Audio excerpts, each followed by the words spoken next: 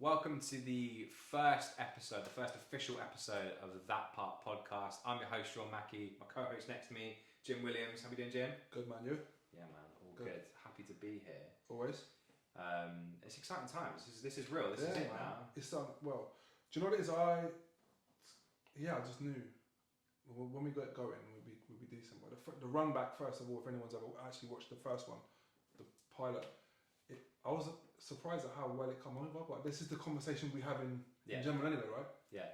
So with that part, we're not set in terms of what we're going to talk about. We'll talk about anything we want, really, essentially. Yeah, but the thing that people really want me to talk about this week is, what the hell does that part actually mean? Oh, you did? As in, like, people ask you that? Yeah, 100%. Okay. Like, oh man, the pilot was great, but what the fuck does that part mean? I was like, some LA colloquialism, but that's all I can remember. Yeah, so if you're having a conversation in Los Angeles with someone and you say something profoundly legitimate in that conversation, they'll go, yeah, that part.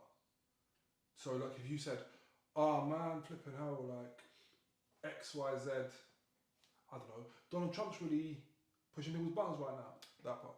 Like, I know what you mean. You know what I'm saying? Like there's like I get you, I know. I really resonate with what you're saying. But they'll say that part. So I've never heard that before. It's never been featured in any like movies, TV shows, or anything like that. Musically, you can hear it. Like there's a song that happened. Who was it? Schoolboy Q. Oh yeah. He's the chorus. I actually used it for one of the promos we did for this because I just thought it was apt. Shows how much I listen to the promos. What are we gonna do, right? It happens. But yeah. So yeah, I just thought it'd be a cool, like enough times where I translate a lot of the time from when I go to the States. The trash can becomes the bin when I come home, and that's a small increment of what I'm going to the store. I still say to people now, I'm going to the store. You need anything? And they're like, "You're going to the shop, right?" Yeah. So enough times we've had conversations in the past where I'm in England, so I'll say, "Yeah," but really that part, my brain's doing that part. So I just thought there'll be enough things that people watch it and go, I like that you said that. So you become that wanky guy that like, yeah, dude, I've been to the States. And I can play ukulele. That part and surfs up, dude. I didn't really hang out with those folk, but yeah, I was more. You became that folk, is essentially what you're trying to say. Yeah. But no, it's a colloquialism I've never heard before, and it's a really interesting thing because it like. I didn't know that a lot of people would ask you that question. Yeah, 100%. Yeah. Okay. Because it's something that has never been explored before in this country, and obviously LA is a big city. There's how many millions of people that live there? Yeah. And it's also the epicenter of entertainment in the world. But I don't think that has actually moved out into the entertainment sphere. I don't think it's a translation from. No, it's not. It's more local. Yeah. You know what I mean? But that goes back to my point because it is the epicenter of entertainment. You think it might have spilled over into a script in a TV show, a movie, or maybe, a bit more like in music and stuff like that. Obviously, you mentioned the Schoolboy Q thing, but it's nowhere apart from here now. And I think it's nowhere if it's anywhere. Do you know where? I remember when I was over there, a friend of mine, Michelle, she's from Canada, and we lived together there, and I would say to her, like, "You're right." I'll say to you, you're right. And she's like, what do you mean I'm alright? Like, I'm crazy. I'm like, no, you're okay. And she said, well, ask me if I'm okay then. Because that means the same thing though, right? Yeah. But so if you say to them, are you alright? Are you crazy? You're asking them that. But they're so used to that diction of it, it becomes almost, you dissing me. No, you're alright. Like, I woke up this morning, you're alright? Are you alright? Like, it's automatically aggression because they don't see it in the same way we do. As much as I'd love to go into etymology and colloquialisms, this is not dictionary corner on countdown. Countdown. I know your eyes, right? So you're like, yeah, shut up now. No, but I love to I was literally speaking to my wife about this the other day, because we were watching. It's classic, early 30s, just had a kid. Spending the weekends watching Sunday Brunch on Channel 4. Yeah, man. Susie Dent from Dictionary Corner, shout out Susie Dent, legend. Was just talking about her tour and her books and stuff, and she was like, words fascinate her and the origins of words, and I was just like, I love that kind of stuff because it comes from either Latin or Greek or Anglo-Saxon stuff, but then it's constantly evolving because young people in their skibbity toilet. You know what's mental? I literally thought of you today because of that. I know we're going to move on in a minute. Fuck off! I'm not. Nah, wait. Here's a. this is a direct translation of something that happened to me today. Go on. So I was cutting a guy's hair today. He's Italian. I've never met him before in my life, and he's a musical teacher. Teaches conducting, production. Oh, sick. Okay. At a university in Birmingham, right? So automatically had a connection because I'm from Birmingham. Blah blah blah. Yeah. Boom. We start talking, and I was like, oh, do you know, like, he's like, what sort of music do you like? I'm like, I'm really eclectic. Blah blah blah. We spoke about that last time.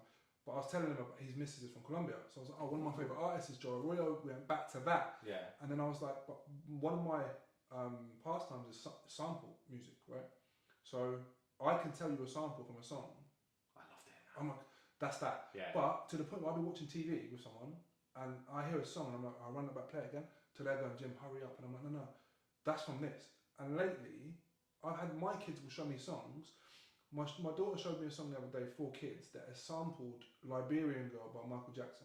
Oh, damn, okay. Right? So I showed her the Tupac sample of the Liberian Girl, then I showed her Liberian Girl, and I'm like, man, we've drifted through 3 samples. So the same thing, you're talking about diction, and that part being that part of the table, or that part of the show, or that part of what he said that was intricate to me. Yeah. It's the same thing, you're transporting from one translation to the next, realistically. Yeah. In samplism, you know what I'm saying? Yeah, yeah. Mate, I love samples. My favourite. You must know the website Who Sampled then, right? No. No. Oh, I saw a link from it because a friend of mine showed me Jazzy Jeff running through songs now to songs then on sample. Yeah, that's how. Yeah, I've heard about it, but I've never actually paid attention. It's essentially it's like an encyclopedia of all songs ever made that have ever had a sample on it, even if it's just like a half a second thing. What, and they built that up? Yeah. But then it links to the original song, and you can play the little clip on the page of the song, and you go back and discover it again. Oh, that's me. I'm done now. Honestly, you can spend hours on it. It's do you do that? Yeah, but I bore people with it. I'm like, oh yeah, do you know that was a sample of that? I'm like, yeah, and who cares? But like, yeah, I bore my wife to death with this. Yeah, but you would. That's what I'm saying. That's why we became friends, because those sorts of things is why. Yeah, like enough times I'm like, oh bro, you know what I'm saying? But then I'm also that guy who's like, if I hear a song on an advert, or like similar to you, if I don't know it, I'll Shazam it. I'm like, can we just hold on for a second because I want to reload that and rewind it. Yeah. But then I'm also the guy who's like, if I hear something in a space, like in a bar or something, and someone's having a conversation with me, my ear goes to the song. With that, yeah, same. Yeah, which is like, that's not a slight on anyone. That's just how my brain works, because I've always been interested in music. I hate that though. So do you? Yeah, because I have exactly the same thing, right? And I don't like, I'm going to drift a little bit, but hear me out. I don't like that if you know I love fashion, right? So if I meet a girl, or I see a girl in the street that's wearing something that I think is absolutely dope, yeah, I'll say, yo, your dress is popping. I really like your dress, your shoes, your bag. Even if you don't know them? I don't know her, because I think it's more important to say. I saw a guy the other day in the garage. He was wearing a sage green suit, right? Ooh, okay. But the whole thing, like lapel flower, the whole nine, right? Me and my daughter were just filling the car up, and I was like, my man, you going somewhere good? And he was like, yeah, I'm going to a wedding. I was like, your suit's fresh, your shoes are. He had like gator loafers. Like, I don't know if they were gator, but they were gator pattern loafers. And I was like, hey, shoes are dope too. And he's like, thanks. And my daughter was like, that was kind, Dad. And I'm like, nah, like, do you know what it is? He put that outfit together for people to go, whoa. Not to go whoa in silence. Say, yo, my man. I think that's a confidence thing though, because people like will internally be, like you said, be like, that's really nice, but they won't ever say it. But this is what I hate, right? So you want people to externalize that. Yeah, but the trouble with that is, are you fishing, essentially, for compliments right now? Is that what you're doing? No, here's the thing. Not for me. You can like it or unlike it. But here's the thing. So if I said to a woman, oh, your shoes or your bag or your, I don't know, your nails, whatever. Or you're trying to, not even. I just like what you're wearing. I don't care about what you're. I like faces because you've got to appreciate them over dinner, right? But realistically speaking, it's not that. The fact that you put that together, your mind did that. Yeah. You know what I'm saying? And then the same cuts to music. I was in a shoe shop with a friend of mine and in Milton Keynes, and the music was really, really good. And we've been in there for, you know what it's like when you're shopping for shoes, you're there for a minute, right? So I'm listening to the playlist and he's talking at me and I'm like, bro, buy whatever you want. And I said to the guy behind the counter, who's in charge of the music here? And she's like, oh, everybody puts their iPod or the iPad or whatever, they pick a playlist. And I'm like, whose is this one? And she's like, oh, it's mine. I'm like, can you run me it somehow? Like, airdrop it to me, whatever. And she straight away, I mean, she's a pretty girl. I don't care about that. I wanted the music. Because you interject in a person's life in that manner, they automatically assume, are you trying to, no, because you know me, I'm confident enough to say, excuse me. Yeah. You know what I'm saying? If I want to do that, I can do that. But I'm really about this. Yeah. You know what I mean? And then whatever human interaction you get out of that is a byproduct. Yeah. Yeah, because I've done that before in Black Goo in Trim, the cafe. Like, you sit in a cafe or a restaurant or something for hours, and you're listening, you're consuming the music, and I want to know where it's come from. And if you've got the confidence enough to go up to the person and say, "I like this," tell me where you got it from. Yeah. I think that makes your life more enriched, but also that other person's life more enriched as well. Yeah. I think the sad part about English people is this. You know, like they do. Yeah. Yeah. What's your ulterior motive here? For the people that are listening, I'm making a mad face, but you know, like you did this for me to hear it, or for me to see it, or for me to taste it. Whatever you were showing me, you did that. You picked the music in this restaurant because you wanted me to feel a vibe while I'm here. So when I ask you what that is, I'm effectively dissecting your recipe. I like the flavour of the bread. Where's the bread from? Tell me the story about the bread. Yeah. Not like, oh, what do you mean you want to know about the bread? But some people get defensive about that kind of thing though, because it's like, what? Like it's like in an exam, like how do you gatekeeping? Yeah, 100%. But like people do that have been doing that with culture for years because like they either own it or they want to keep it a secret. But I think we're in an age now where nothing shouldn't be that way. Yeah. No, it's not that it shouldn't. You can't keep things a secret. Oh yeah, true. It's so hard. Everything's like so well connected, and it's just really hard to keep it that way. But going back to something you said before, like how I was like the guy you wanted to do the podcast with. Yeah. I think it's always like, again, I've had a few people ask like, you done a podcast with your barber? Like, not even a hating thing. It's just like, how the fuck did that happen? Yeah. And I think, but it's a really interesting story because it's like it's a twofold thing. Yeah, because you're not wrong. I have who's the guy then? And I'm like, oh, bro, like here's how it happened. So for anyone else that doesn't know, like me and Sean have been cool with each other. If you watch the first episode, the pilot, you will know that from me cutting his hair. So when we did an Instagram live, right? I was just on live. I have a little bracket in front of my chair. I say go back to when we first met because like it was Will. I think I came in here when you had the studio upstairs. Will cut my hair first. Yeah. And I don't actually remember that. No. So because I couldn't get an appointment with you. Yeah. Going back a little bit further, actually, again, like you moved to a new area, you want to try and find a new barber. I was getting my hair cut by a family friend in his house essentially, and I wanted that experience again, where it's like. No, you're in my house, right? Yeah, it's like, but it's true. It's like an intimate setting because like if you've got 6 people waiting behind you and you're getting your hair cut. I didn't ever want that. No, I don't think anyone actually realises that it's having your haircut's quite an invasive thing because you need that one-on-one time, and you've created this whole you've created a home essentially where people can come to feel comfortable. Yeah. And there's not realistically, I think there's only ever been like I'd have to wait like maybe a couple minutes to then. Yeah, so for me, we're cutting off a little bit from what we were talking about, but let me just explain this. To say that I don't like that is a wrong thing to say because I grew up in that. I grew up in a shop where the customers were on your back, and my banter comes from 3 of us working together and being so quick-witted to banter each other, banter the customers, and introduce people. So when you come in here, I say, "Oh, Sean, this is Matty," or whoever. Yeah. Boom, we're talking to everybody until he leaves or till you leave or whatever.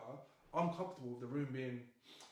I think that's it, and that's exactly what happened when we first met because I was chatting to Will and like he was like, obviously he'd never seen me before, so he asked questions. It's kind of like it's an interview process when you're getting your hair cut for the first time. For both people. Yeah, 100%.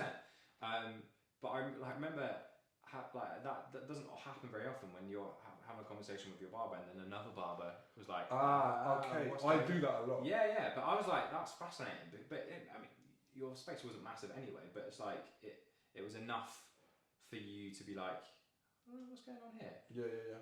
And then we were having that kind of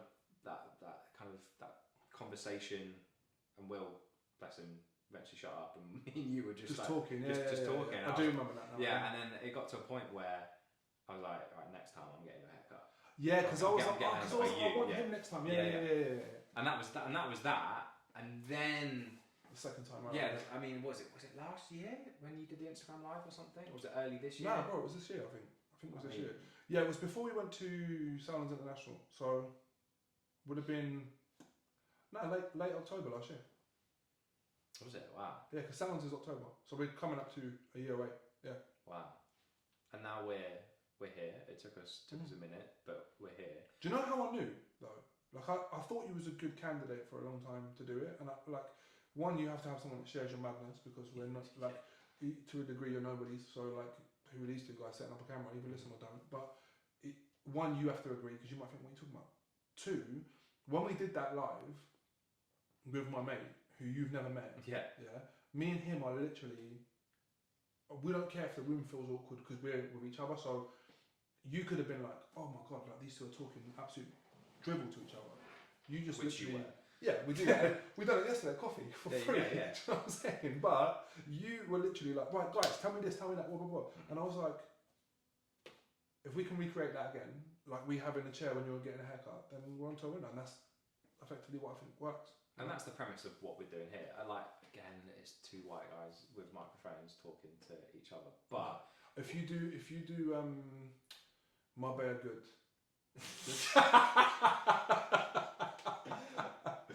Yeah, next time I'm going to become the Ibiza final boss. That's my next haircut. Listen, the beard is ridiculous. Right? No, but for real, like the idea of this conversation is just bringing those kind of private, not say somewhat private conversations between client and barber to life, because they're really rich and fascinating, and I think that's the premise of these conversations, is there's no limit to what we will and won't talk about. No. So yeah, it's good. So if you're along for the ride, thanks very much for being here. If you're just joining us, if you're hopping off though, it's good seeing you. We appreciate your time, but make sure you subscribe, like, and all that kind of stuff. We'll get to that at the end. But but again, I think what helps with this situation is you've had experience doing not podcasting, but then you've been interviewed on stage, media stuff, all that kind of stuff. And then I've got a bit of a radio background as well, which always really helps.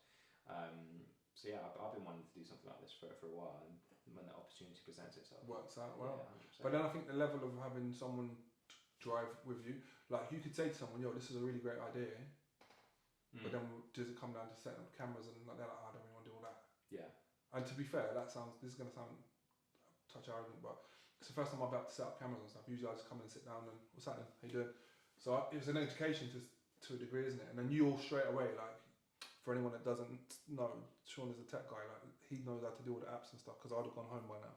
I don't. Yeah, it's not really. I don't know. I think I just got one of those like brains. It's like, man, because I'm like, what is it? What's like trying to set up the brackets for it's like what? But I'm in that similar situation when you rock up to a radio show, everything's set up ready for you to go. You just sit down, right? Press play and use your voice, and away you go. This has been a totally like different learning curve, but it's been fascinating. Yeah, 100%. Yeah, it's really cool. But yeah, that's the history of that part. Episode 1. So far. Yeah, exactly. It would be remiss not to speak about a barber's favourite topic, football. Yeah, it depends where you are, but yeah. We're back though, like football. I mean, do you know how happy I am that that's the case? Because it's back. And also because of me being an NBA fan mostly first, people automatically assume you don't even like football, do you? And I'm like, bro, I love football. Like, I've got little bits of stuff from everywhere. So yeah, no, I do love football, and basketball don't start till later in the year, so I'm here for a bit. I've never really been into basketball, but I appreciate it as a sport. It's tough to learn all the rules. Yeah, I bet. Massively. And then, like, it's not, because it's a second language to me, as opposed to football's the first language, so you can see something offside. Oh, yeah. Do you know, like, learning out of bounces and stuff like that, you're like, and I've actually been in the Staples Centre watching the Lakers playing, and I've gone, and someone's like, are you stupid? Like, you don't know, do you? So, you be real quiet, and do you know what I'm saying? Yeah, learning the premises of the rules is a little different. Yeah. But yeah, we're back. First weekend. I didn't realise this, but is it the case that the last year's champions play first? Because like, I totally forgot about that. What do you mean? As in, like, Liverpool played on the Friday night as the first game of the season. Yeah, I don't know. My wife asked me. I was like you're opening the season. Yeah, I feel like that makes a lot of sense. But no, it does. Some of people are going to roast us. This is your way of saying it. Your team won the league last year. Yeah, well, just a little subtle, Liverpool fan over here. Do you know what? Not a glory hunter. I've been through dark times. Those Daglish years, man. Oh my! Listen, I've been there for the last 10 years with United, but I'm glad that it's back because I don't know, like it's nice, isn't it? Like it's nice to see football again. I mean, I really enjoyed the women's Euros actually, more so than actually watching the men's in the summer. Like women, the England women's team, I feel much more passionate about than watching 11 overpaid men kick a ball around really half-heartedly because they can't be bothered to be there. That's my humble opinion on it. Yeah. Congratulations to them. But obviously, I didn't know. I won't say that I dislike it or anything. That's my opinion on the men's side. On the women's side, it feels like more unity in that sense because it's like, well, they've already won stuff and they're looking great. Yeah. Do you know who I thought was? Do you know? Is her name Chloe Kelly? Yeah. I like her. Yeah, she's great. I like her. Like her character's cool. Mm-hmm. And I see, TikTok's easy to pick people apart. Like they're talking about her, like, her most cringe moments or whatever. And I'm like, yo, like, I rate that she came up to the camera and was like, yeah, so nice, we had to win it twice. And I'm like, tell me a professional male that in an English team that can tell her anything because they won nothing. So let her live, man. Shout out to her. And I've got little cousins, say little, they're like 20 odd now, but I grew up with them. Like they're younger than me, and to see women doing stuff, I've got a daughter, like to see women achieving to the highest level. Shout out to them. Yeah, I think it's great, and the fact they did like a full-on parade for it as They well. should, because why not? Down the mile and stuff like that. Yeah, it was great. But Premier League stuff obviously does kind of trump that. Do you watch the Women's Premier League? No. You can't say it like that. No. No, I'm being honest. Would you like to? I would. I'd probably prefer to see it live, as in actually go to the games, because apparently they're really like proper family friendly, like really fun times. I've spoken to like people I work with I've heard that actually. They're more local. Yeah, they've got like young daughters who want to experience like football, and realistically, you go to a men's game, you might get covered in piss. You're gonna hear. I actually said to my son the other day, because he was like, I'm taking him to United in a few weeks. I don't know what game yet, but well. And spoiler. If he's watching. I took no, he knows this time. I can't do it twice, right? So he's like, what game can we go to? And we got Burnley in a few weeks. I'm trying to selectively pick one, a home game at Old Trafford because that's what he wants to do. Yeah. Two, can I pick a fixture that's not going to cause dramatic effect for him to witness the wrong side of football? Like, like if I took him to United City, great atmosphere, great entertainment on a pitch, but leaving with a red shirt on could be trouble. Yeah. You know what I'm saying? And I don't want him to experience that. On the way out of the England game we went to, actually, there was a guy that he sort of like pushed me out of the way, and I was like, hey, nah, like, you know me, but I was like, excuse me, mate, how terrible. I do, you good sir. Shook his hand, said have a great time, like. He's still there, I'm sure. But yeah, I just don't want him to feel like this is one, to pick up that buzz is the wrong word, to be like, if you're a football fan, you fight other football fans, like, no. And equally to be scared of it. You know what I'm saying? I don't want that to happen. Yeah, football can be quite an intimidating place, but I feel like the 80s and the 90s when it was like pure hooliganism, I think that is a thing of the past though, like for the most part. Yeah, there's not like, well, maybe there is and it's undertone, but maybe. There's like, like before they would meet up to fight. Oh yeah. Crazy. Green Street, man. Why would you want to do that? Have you seen that film? Yeah. Love that film. My Uncle Kevin was friends with like the Birmingham. Oh, is it? Birmingham. The Ultras and stuff like that. I don't know what Zulus they call themselves. He was cool with them, like that's his people. Damn. Yeah. But yeah, football's back. What are your predictions? Because you were saying like, what, for the league? Well, yeah, but then also like you were saying, because obviously you're a United fan, are you a bit more optimistic? Like, very, yeah. Like the Arsenal game was amazing. Like, I thought Bruno and Cooney done great, and I think Sesko obviously given an opportunity to play more minutes will do great. I think like if you're talking about, I don't know football like that. I'm not a manager, but I think they needed probably another midfielder and a goalkeeper. But I was really impressed with the work rate, the pressing, how high they kept the line. Yeah. So yeah, great. My opinion of the goal was it was a foul. Right. Because you can't hold the goalkeeper's arm. No. It's not legit, but sometimes you win, sometimes you lose. But I think if you're looking at the prognosis of a football team moving forward, yeah, like they showed willing, which is better than the last 10 years. You know. Yeah, it feels like there's a bit more of a plan. Yeah. You're not. I mean, Amarin doesn't feel like he's on his way out. I really like him. I think he's like, in a sense, from a business perspective, I like him. Like I like that he's like, nah, I'm doing this. Yeah. And because you know, somebody who will come to Old Trafford and you can fully see they're going, oh, don't spend this money, don't do this, don't do that, keep this player because he's cost us money.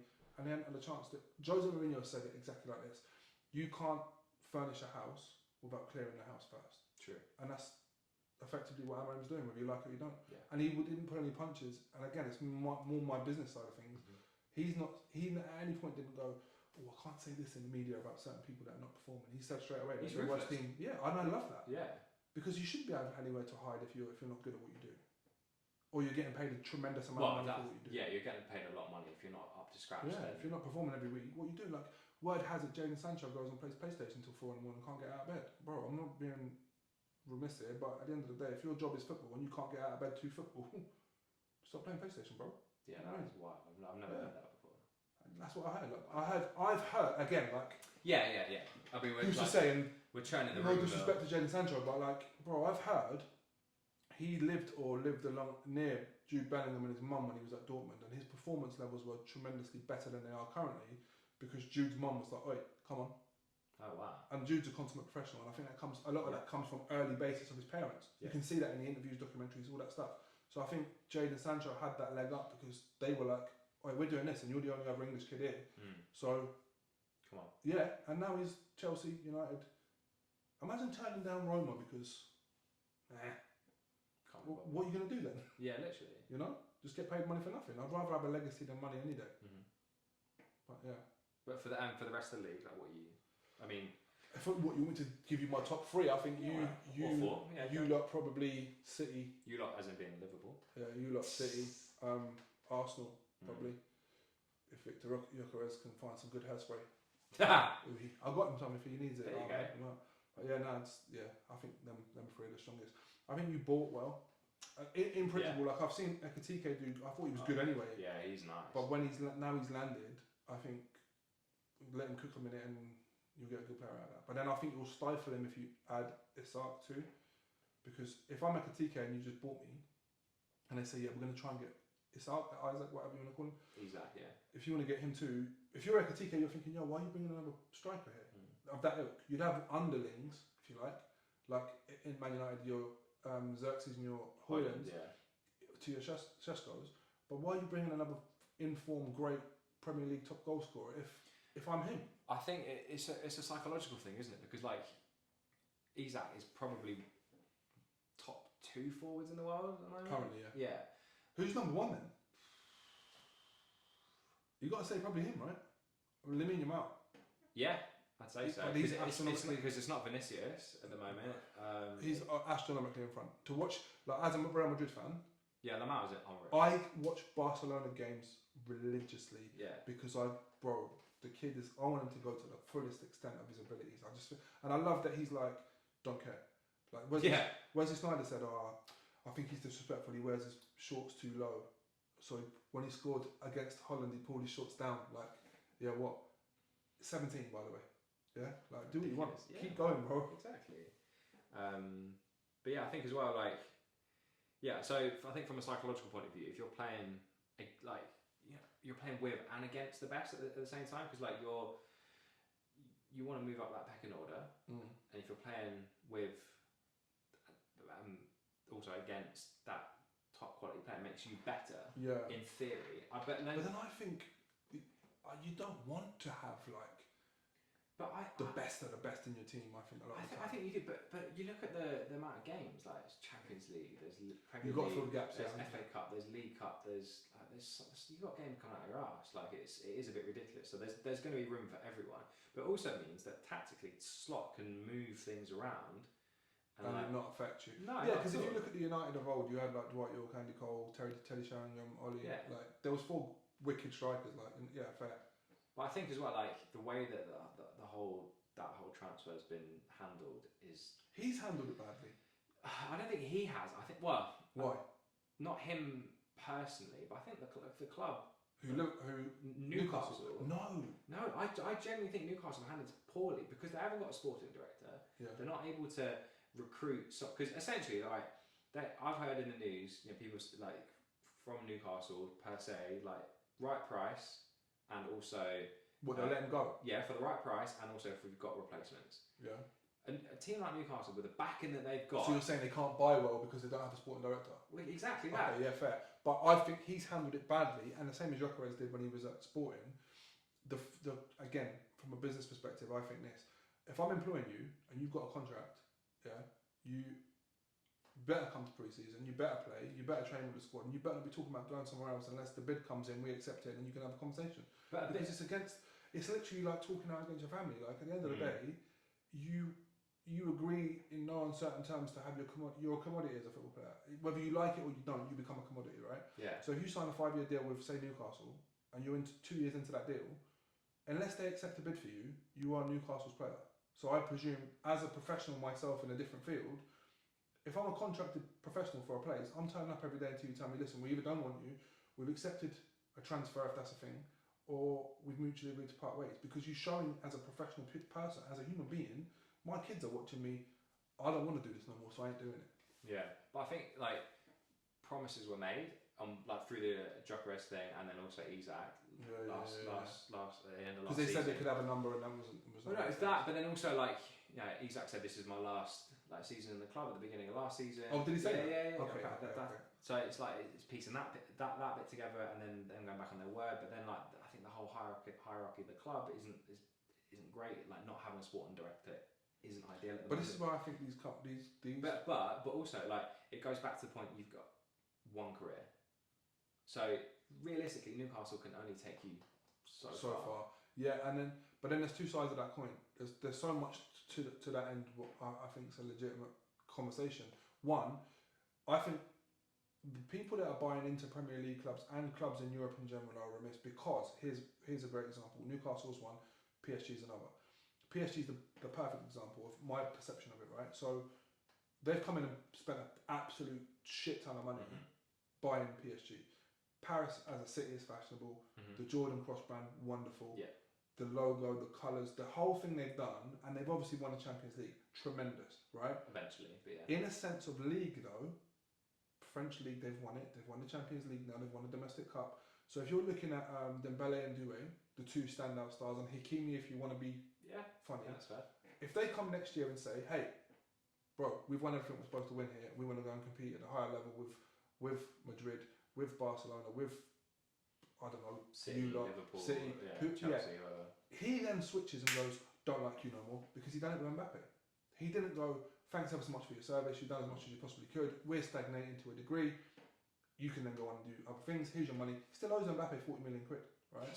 Because what he did was buy a club in a city that was fashionable, in a league that is not so, on a world stage.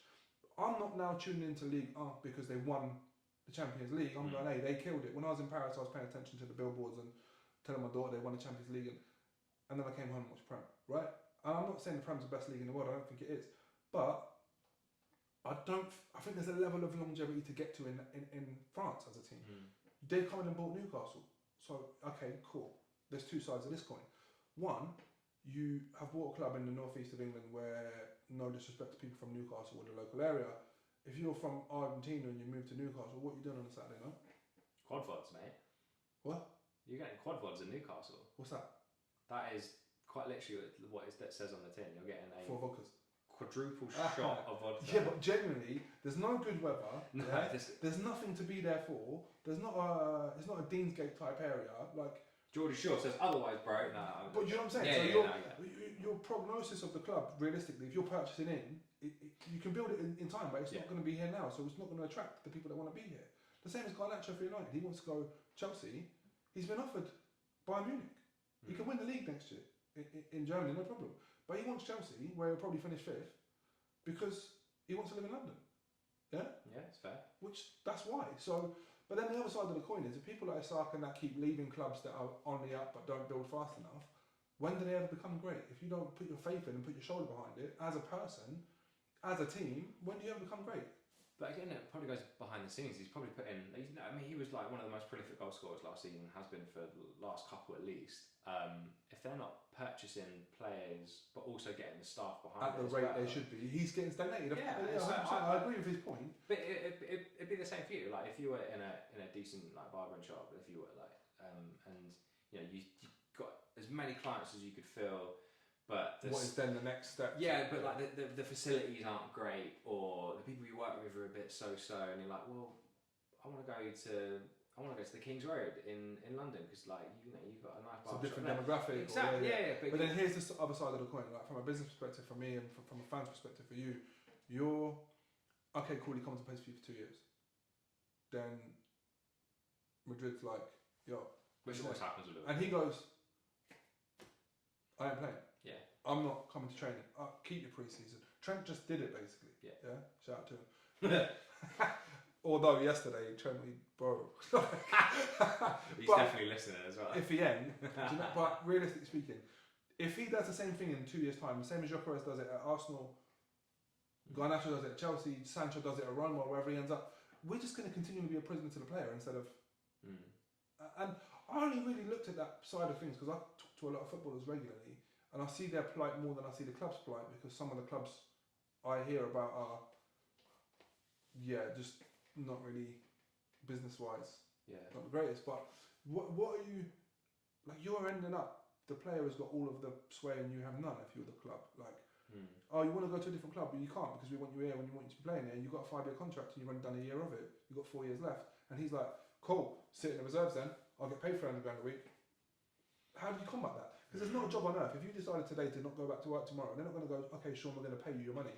They're going to say, cool, you're not getting paid. Yeah. Severance, see you later. Yeah. But how do you sever someone that you paid 50 million quid for? You can't. It's a fair point. I mean, we could talk about football like for days, and this is not a footballing podcast, is it? Well, it's turned into it. It is a little bit. But I'd say like it goes back to what I was saying before. Like we're not just two other white blokes who want to just sit in front of a mic and talk shit, which is like part of the joy of doing a podcast. You can do what you want. But I've definitely seen this week, last week, the power of a really great podcast and what it can do. So I think I said this on the pilot. I'm a newly converted Swiftie. Yeah, I didn't know you were new. I thought you was in the game, but I say since lockdown, so about 5 years. So for some people that's new. Yeah, that's new, I'd say. For some people it's like but yeah, I'd say pretty new. So like since the whole like folklore evermore, like I mean I'm speaking another language. People who are listening don't know. They know, right? Yeah. They know. I've been following it for a little while. Went to the Euros tour. Had a great time. It was amazing. Well, that was her tour she just did. Yeah. Okay. The one that like made ridiculous amounts of money. I saw a video of a girl sitting outside the car park crying because I don't know why. It's quite an emotional thing. So the whole thing is like she's played a song or a couple of songs from each of her like albums, or near enough each of her albums, and that's a big deal because she's got a really strong repertoire. Because she started off country. I don't know if you knew that. I love country music. Yeah, started from that kind of country space and moved into like pop, and then went like hyper pop, and then went folky, and then kind of. I saw her, in a restaurant. Oh, is it? Yeah. She's got her legs are like super long. That's they looked at it. Yeah. Pretty random. I remember, but her face is really, really beautiful. Like in person, tremendously beautiful. But she announced a new album this week, so it's. She like breaks the internet when she makes the album, right? But you love a marketing mind. I think she's got one of the best marketing minds on the planet. But is it her or is it a team? No, that's her. It's all her. So I'd implore you to go look at her like this. She's got like Miss Americana on Netflix. A great documentary about her. Oh, for real? Yeah, really fascinating stuff. But she just announced her new album. I think it's at 12. I want to say 12. Today? No, last week. She announced it on her boyfriend's podcast. He's a football player, Travis Kelce, right? Travis Kelce. Yeah. He plays for the Kansas City Chiefs. Can't remember what position. It's not my bag. No, I don't really know. My brother will tell you. But he does a podcast with his brother, who's also a football player. They talk about football, but for her to go on this podcast and literally announce her album on this podcast, you've got a whole bunch of Swifties coming on to watch it. But then also, I saw this video of like this. It was the the comment section after the podcast, Oh. and he was like, there was these guys who are lifelong football fans who've been watching the podcast since day dot, and they're now saying I'm a newly converted Swiftie because of the connection between Travis Kelce and Taylor Swift. It's a fascinating relationship for one, but because she's so much in the spotlight, all of her relationships have been in the spotlight. But this one, I don't know, it feels a little bit different. It feels like there could be wedding bells or something. But the fact that he's already got a really successful podcast and she just jumps onto it and makes it even bigger. It's like, I think, but did you not think that's the case of celebrity relationship in general? No? I think this one in particular, though. Yes, I mean, well, look at you could argue that David Beckham wouldn't have been a worldwide celebrity if it wasn't. He can kick a football, no doubt. But if he wasn't married to a Spice Girl, would he have been the business that he is now? Jay-Z and Beyonce the same. He's a great rapper. She's a great singer, but together they're flipping astronomical, no? That's a fair point. But it also goes back to her stardom. Like, viewership of the NFL has gone up Since she did the halftime show. Well, no, she hasn't She hasn't done it. She just goes to the game. Oh, because he's there, yeah. She they'll camel pants worth for 6 seconds or whatever, if that. People bug out. And then they're like, oh my gosh, but like, people are. It's both ways. More people are tuning in to watch the NFL, but then more people are then becoming Swifties who are like because of it, dads or older men. Hey, listen, they listen to the music though, right? No, but they are. but they're like, oh, she's everywhere. Let's just give it a listen. But that's what you do. I think that's what they call guerrilla marketing, right? Like you're literally you see a thing so much that you have to check it out, and then you become converted. Like these women with these Stanley cups, bro. Like what even? Get a bottle of water, like. But so many people have got these cups that they're like, oh my god, I need a Stanley cup. I can't go to the gym without one, because it's everywhere. Yeah. Like Red Bull's marketing, they did before Red Bull was at Seattle. They filled every major bin, like a localized bin in London, with empty Red Bull cans. So when they put it on shelves, people are like, oh damn, I've seen that everywhere. Let me buy it. That's interesting. Subliminal marketing. But like it does feel like she is. I mean, she's been everywhere for the last couple of years. I don't know how she has the time. How have I swerved her then? Like I know who she is, obviously. Yeah. But I could her song. If I think of Taylor Swift, that Never Getting Back Together song in my head straight away. But what I don't know, there's no more to Taylor Swift than that. And that's not a disrespect to her. I just obviously swerved her lane. Like she's clearly very talented at what she does, but I've just always been like, okay, pretty blonde girl, dates a football player. It's not really my lane. Yeah. But then equally, what is my lane? I don't know. I must have missed it. I think because you're a big marketing fan, go watch it. But even for the music, I think I probably would enjoy some of her stuff. Some of her stuff is really. But really I just haven't seen her. Like Beyonce, I think Beyonce is tremendously talented. Yeah. Like really, really talented. Like without Jay-Z alone, like Jay-Z was again a segue for me because I'm a big fan, and I took her more seriously as an artist because of that. But I think on her own, she's like her voice is wild. Yeah. You know. Yeah. Do you hate Beyonce? No, I really like her. Do you? I went to. You know some people that don't like either or. I was in like, if you're a Jay-Z fan, you can't be a Beyonce fan. No, like if you're like, so when I was a kid, like Tupac and Biggie was a thing.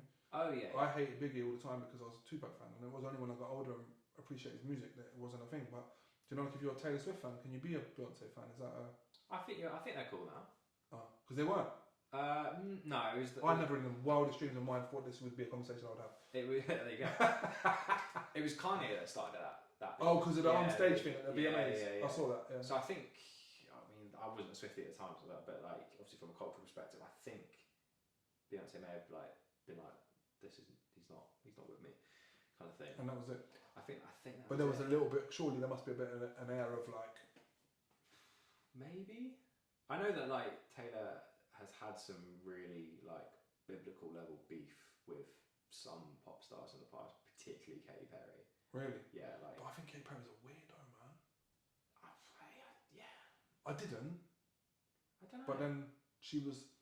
When she went to space, that was weird. Pissed me off. Yeah, I was like, bro, what are you talking about? Like, oh my god, you never like. Yeah, her reaction to it was really fucking annoying. Like, shut up. Yeah, but she's dating Orlando Bloom. They got a kid, haven't they? So. Tell you what though, fun fact. I like Russell Brand better than him. Russell Brand? Yep. Maybe getting cancelled. Why? Something bad happened with Russell Brand, right? Oh, it's like talking to a grandpa. Are you serious? I like Russell Brand, he's funny. Oh mate, no, he's. Why, he's got a tough time As in, you're like, as in getting to the Greek, like that. Yeah. We're not allowed to talk about him. Why? He's bad, man. They'll have to cut this bit out. There's a whole documentary on Channel 4. Mate, you've got some homework to do for the next episode. We have to cut this bit out. Yeah, I think we'll have to. Fuck. It's fine. But yeah, like, I think, so Katy Perry's had some major beef with Taylor Swift. But then they like reconciled like on one of their music videos. Like, huge moment. It was, wow, how have I missed all this? Dude, but it goes back to what I was saying on the last episode. Like, I kind of swerved Justin Bieber, whereas you were like, oh, Justin Bieber was cool, yeah. Whereas like, I was like, You saw the guy this week that was doing a pretend Justin Bieber thing? No. Oh man, so there was a guy in a club in Vegas, and he's like a lifelong stan, like impersonator, has all the same tattoos, all that. I think that's a bit trippy, yeah, very. But he sold himself as Biebs in the club, and they were like, oh my god, Justin Bieber's here. Like, he convincingly enough, if you've had a couple of Patrons, you know what I'm saying? Like, it's an easy mistake to make. He's on stage performing. Was he good? I would have danced probably. I'm easy to get. He did. I think he did Sorry, and he was. But what gave it away for me, from a distance, was he kept doing this one dance, and I was like, what is that? I mean, I can't really dance, but I was just thinking he's doing the same dance, right? So I looked in the comments, and someone's like, what is that leg movement he's doing? And then it's the choreography from the Sorry video. Like, he's obviously a big fan. I was like, bro, come on, man. You know, you said like about tattoos and like he copied all his tattoos, and I was like, oh, that's weird. I literally went to the thought. So I've actually copied, like with artistic like discretion, 2 tattoos from like a musical idol of mine. Who? Dave Grohl. I'm a Foo huge Foo Fighters fan. So Dave Grohl's got two feathers on his arms. They look different to this. You know what's crazy? Go on. I just cut their chief of security side. Seriously? Bro. Oh man, love to meet them. Yeah, he's from Ellsbury. Not Dave Grohl, as in the chief. No, the guy. That's what I'm saying. Dave Grohl's not from Aylesbury, bro. I know Dave Grohl, but I know he used to look after him. Yeah. Oh right. Yeah. Done all the Japan tour with him and all that. Yeah. Are you still on it? I know he is. Yeah, I could probably get in touch. Is he still doing stuff? Don't know. He worked on. We went to do the premiere for a film once, and there was another film being done upstairs, and I went upstairs and I saw him, and I was like, you know, the Spider-Man thing. Oh yeah, What are you doing here? And he was like, what are you doing here? And I was like, bro, I'm working. And he's like, same. And I was like, what do you mean? And then I knew that's what he'd done for a job. And then when he came back in the shop after that, I was like, yo, blah blah blah. You know, that's how I learned. Yeah. Okay, this is a mission for this podcast. If we can get you want to meet Dave Grohl, not your security guy. But I mean, as you know what it is. Like, sometimes you got to sleep with the band members to get to the. You know what I'm trying to say? Not like that. That's the second time Jim's getting cancelled. I'm the band member, you know that? You're the star. I'm just a trumpet guy. I was playing drums. That is a genuine dream of mine to meet Dave Grohl, because I've been close in the set. Well, I was just trying to make a wish. No, go on. I'm 32 of age. I can have dreams and wishes, man. Come on. For real. Yeah. So Dave Grohl's your celebrity that you would meet? Yeah, 100%. I've been a Foo Fighters fan for a really long time. I had the opportunity to meet Mike Tyson, and I said no. Why? Is he a hero of yours, or? Massively, yeah. Like, he's probably the reason I started fighting as not in the street, like doing martial arts and stuff. But it was a thing in Vegas where he does a thing called The Undisputed Truth, which is like his life story. Okay. And it's in the basement at the MGM. And they're like, if you pay an extra $50, you can meet him. And I was like, I'm not paying to meet another man. That's weird. Yeah, I'm not asking to pay to meet Dave Grohl. I'm asking like if he's at a show and I can get backstage and then happy days. But what if mate boy was like, oh, you got 100? You got 100 for him? I'd consider it. How far would you? How much would you go? Now it's getting weird. We're going to make a wish like prostitution. Yeah, it is what it is. I don't know, but yeah, I don't think I'd pay money to meet another man. But then when I was in the room, Mike is literally flipping here. Yeah. And I was like, oh, he's my hero.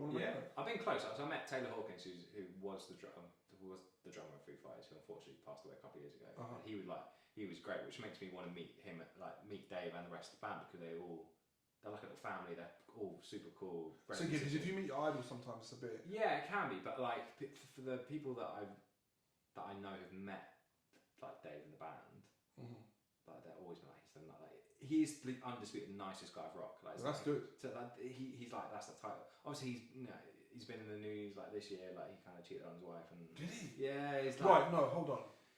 Wait. Okay. First of all, two things. Let me just quick drop this in. I met LeBron. He was a douchebag to me. So, tough. That's fair. Forget that. You said, yeah, he sort of cheated on his wife because you like Dave Grohl. Yeah? I do. But flipping Coldplay guy, you was like, oh my god. Yeah, Yeah. man, I don't know the CEO of that fucking astronaut company. You know But you what I know, mean? fundamentally, Dave's a good guy. He made a mistake. He is a good man, and that is my make-a-wish. I'm meeting Dave Grohl. Jim Williams is going to make it happen. Yep. That is the end of That Part Podcast official episode 1. Thank you so much for watching, listening, wherever you are consuming this.